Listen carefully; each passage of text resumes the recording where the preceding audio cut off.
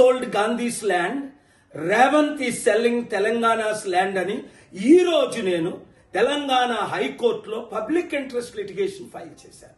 ఎందుకంటే 5 లక్షల కోట్లు విలువైన భూములు, 9,000 ఎకరాలు, హైదరాబాద్ చుట్టూ ఉన్న ప్రైమ్ టైమ్ ల్యాండ్స్ ని ఫ్రీగో, లీజుకో, అసలు విలువ లేకుండా సొంత బంధువులకి, మిత్రులకి, వాళ్ళ ఫ్రెండ్స్ కి ఇన్వెస్ట్ ఇన్ పొజిషన్ సమిట్ అని పేరుతో డిసెంబర్ 8, 9, 10 ఈ పెద్ద డ్రామా జరుగుతుందని ఇమీడియట్ గా ఆనరబుల్ హైకోర్టు స్టే ఇవ్వాలి.